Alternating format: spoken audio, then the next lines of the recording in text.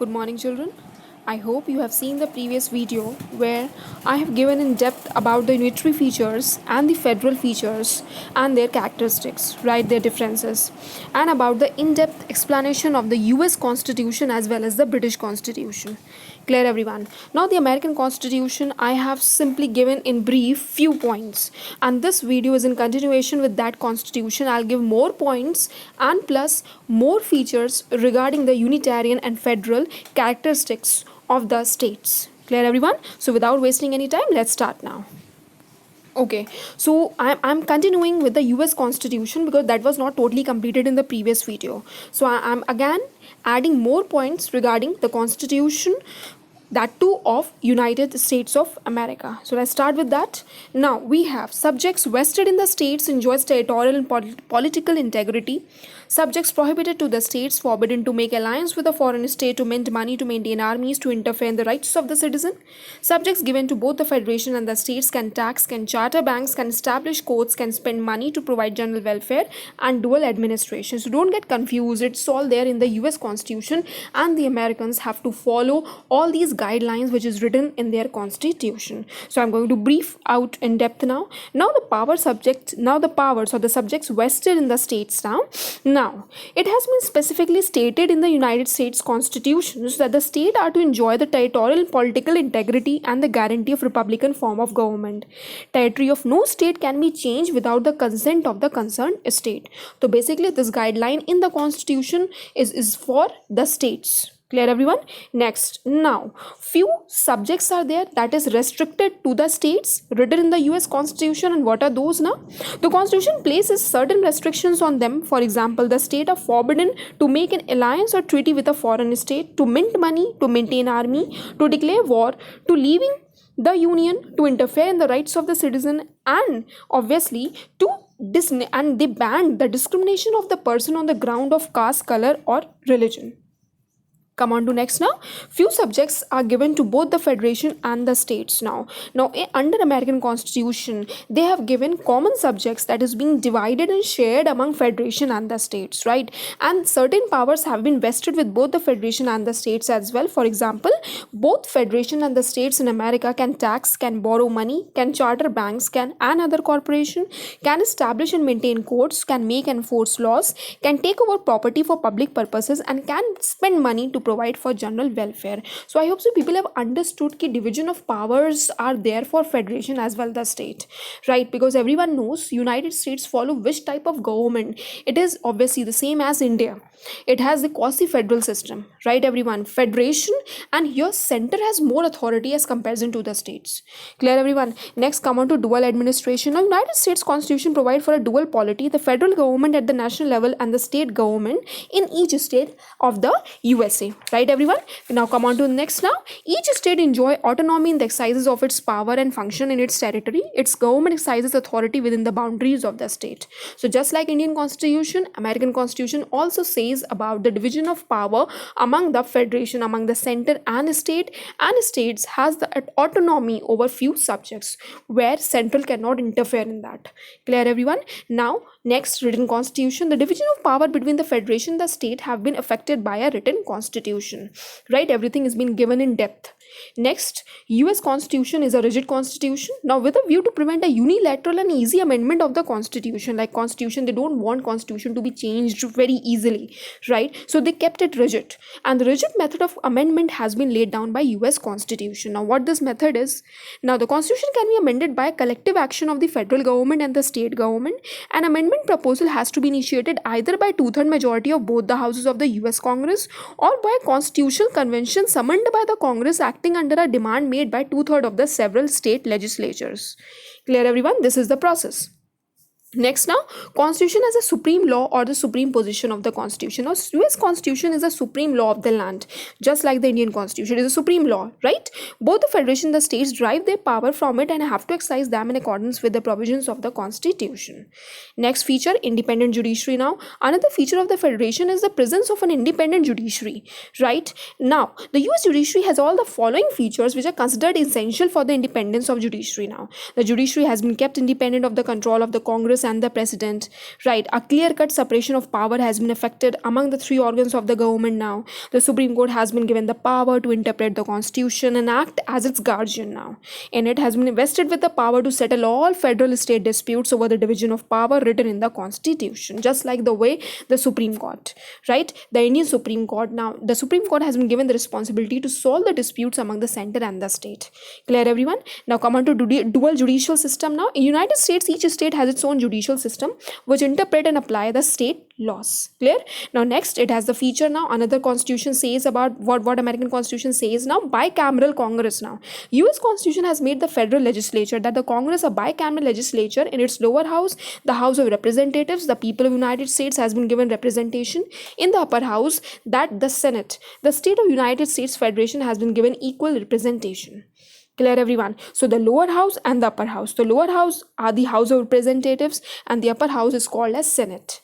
Now next, equality of all states. Now US Constitution recognizes the equality of all federating states. Each state, whether big or small, sends 2 representatives to the Senate. Clear, everyone? Let's move on to another slide now.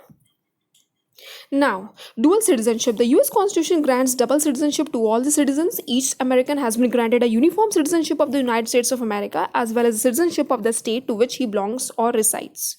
Clear? A trend towards centralization of power in the US Federation. Now, all these after hearing all these features, you come to know what happened now. That means Americans literally given more priority to the central government. Clear? Now they have given more power to the central government. All these things have been under central government and under its supervision. Clear, everyone? Its power have increased and are increasing, right, and are destined to grow in future as well. So it clearly reflects a centralized tendency. Clear, everyone? So I hope so people have understood by now what are the features essential for US Constitution. It is there in your syllabus. The American Constitution, you're going to read in depth what are the features under this Constitution. Quite similar to Indian Constitution. Don't get confused with that. Though Indian Constitution also follows the same thing we have already did in class 10th. Right? Let's move on to another slide now.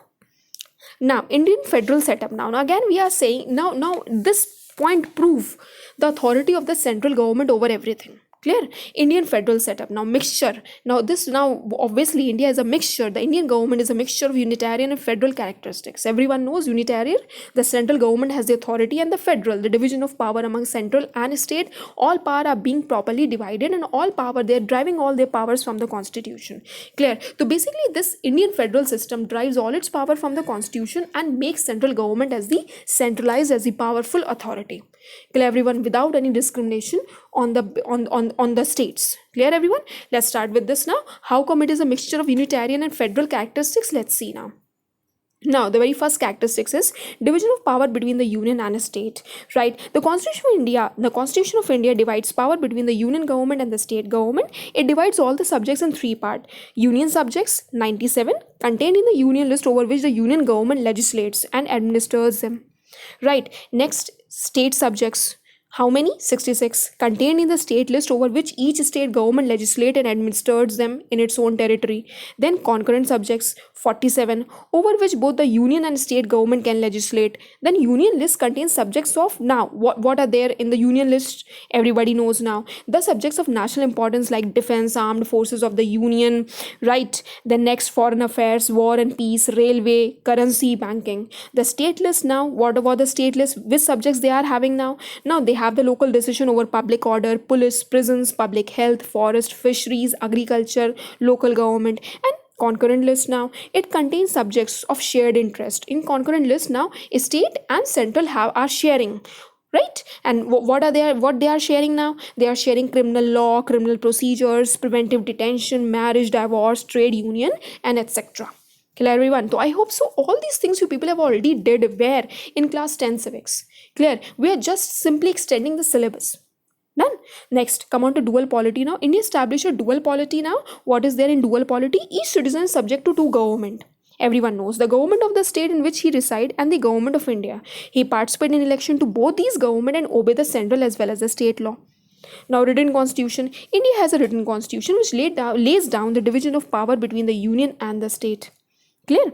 It clearly defines the scope of power of these two tiers of federation and discusses the legislative, administrative, and financial relations. Next, rigidity of the constitution. Everyone knows Article 368 of the constitution lays down a special procedure of the amendment of the constitution. I've already explained you how our constitution has been amended. So how this is amended now? The very first thing, the amendment proposal shall be passed in each of the two houses of the Union Parliament individually by a majority of total membership and a two-third majority of the members present and voting. Secondly, the amendment bill so passed shall be sent to state legislatures for consent, and it shall become an act only with the consent of half of the several state legislatures. So in this in the simple method, in this two ways, our constitution can be amended. Though it is not very easy to amend the constitution, but still, after following such procedures, you can very easily amend the Indian constitution. Next, constitution is a supreme law of the land now. Both the union government and state government derive their power from the constitution, everyone knows. Right. Next, a special rule of the Supreme Court. Now, what a special rule of the Supreme Court is? The Constitution of India provides for an independent judicial system with the Supreme Court as its head. Everyone knows the Supreme Court has the power to settle the dispute arising between the union and the state, as well as among the state. It is a final interpreter of the constitution. Now next, bicameral union parliament. A bicameral legislature is again considered an essential feature of federal constitution. Now Indian constitution also provided for a bicameral union parliament with the council of states as the upper house and the house of people as the lower house. So that means the very best example is union parliament, Lok Sabha and Rajya Sabha. They are called bicameral union parliament. The Rajya Sabha represent the interests of the state of the Indian Union, right? Its member are elected by the state legislative assembly. I already explained you in class 10th, right? It represents the interests of the state at the national level. And Lok Sabha, obviously, it is a public body, everyone knows.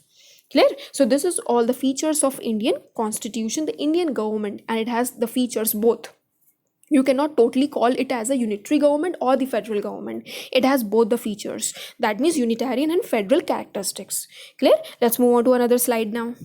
Now how come you prove that Indian Union is a subsidiary Unitarian features now? Indian Union, how come Indian Union is a subsidiary Unitarian features, has the subsidiary Unitarian features now? What do you mean by subsidiary Unitarian features? Matlab, how come central government is at the powerful authority? This point explains ki how come central government is having the powerful authority over everything.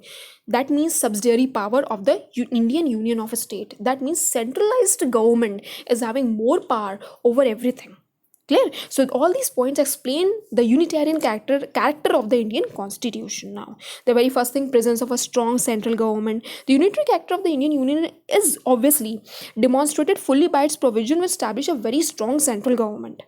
Right? Now how come a strong position of the union in the Indian constitutional system? How come you can prove it has a very strong central government? Now, best example is, if you see the union list over which the union government has exclusive jurisdiction, is the largest list with 97 subjects.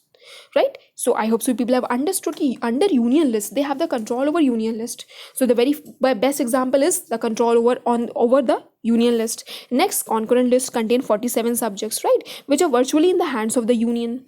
Next, the Constitution of India, unlike the US Constitution, vests the residuary power in the union. If we have seen, we have the fourth list, that the residuary list, and who is controlling the residuary list? The Union Parliament, right? Next, the Constitution development since 1950 shows that there has been a tendency to limit the state list by the incorporation of more and more subjects either in the union list or in the concurrent list. That means they are adding more and more subjects from the state list to the union list. Hence proved that union has more authority over states. That means, next, the center can reorganize the state and change their boundaries. Now, if you see under the constitution, the union government can change the boundaries of the state. In 1956, the Union Parliament passed the State Reorganization Act and made wholesale changes in the territory of the states. Clear, everyone? Now next, come on to next now. The best example is Uttarakhand, Chhattisgarh, Jharkhand and Telangana. Right, they all came into existence on 1st June 2014. They all are the recent example which highlight the power of union to change the boundary of the state.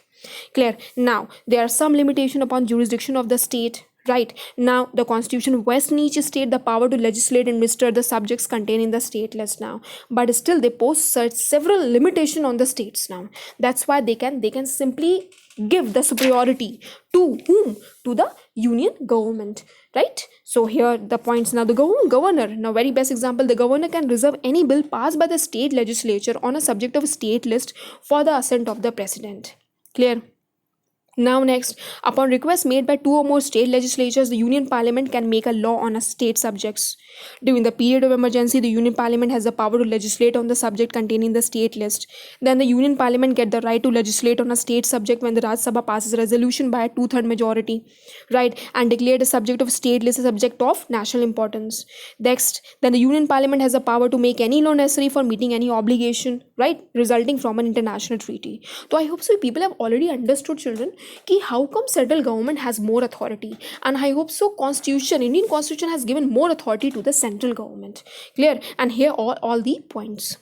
Next, now emergency. Now, so emergency, just see the emergency provisions of the constitution. What are there now? Emergency provisions of the Indian constitution also reflects the unitarian spirit of the constitution, right, everyone? If you see, the president can declare national emergency in India, article 352, everyone has read that, right? When such an emergency is proclaimed, the union government get the power to make any law or take any decision, right. Next, the Constitution of India start working as a unitary constitution. Under Article 356, the president can declare a constitutional emergency in the state when there is a failure of normal constitutional machinery in that state. In this case, the administration of the state directly comes under the president of India, and on his behalf, the governor becomes the real executive and start running the state administration. Right. Further, under Article 360, the president can declare a financial emergency in India. He can take suitable step for meeting such an emergency. So I hope so. Article 352, 56, and 360 we already did under president chapter in class 10th. Clear, everyone? Next, now some control of the union over states. Now, union government to have more control over the state. Now, what are those things? Now, the constitution also empower the union government to give directions to any state government regarding the construction and maintenance of the means of communication declared to be of national and military importance, and for the protection of railway within the states. Clear? Done, everyone? Now let's move on to that. Now, important role of the union regarding interstate rivers and river valley disputes. So here also union authority have more power. The union parliament has the power to provide by law to solve any dispute or complaint with respect to the use of water of any interstate river or river valley. Right. Next, single constitution. Now, single constitution of the center and states. Now, Indian constitution is single unified common constitution for the union as well as the state. There is a common constitution for the union as well as the state. Right, everyone? Now, next, union government alone can amend most of the constitutional provisions. Now, union government alone can initiate the process of amending the constitution if you want. If there is more, a time may arises if you have to amend the constitution, the union government can solely take up the responsibility for amending the constitution. How come union government can amend the constitution? For this, what they have to do now? For this, the two houses of the union parliament have to pass a resolution in identical terms with two-third majority of their membership. Clear, everyone? So I hope so with this we have come to an end of the slide now, and I hope you people have already understood with all these points ki how come constitution has given more power to the central government as comparison to the state government. But still, if you see like India as well as America, they both are following which type of government? Quasi federal government. That means unitary as well as federal government. Right, everyone? That means here everyone is enjoying the power, right, and they all are driving the power from the constitution. Clear, everyone? So I hope you will have already understood. Listen to the previous videos also in this video carefully. You will get everything. Till then, thank you so much.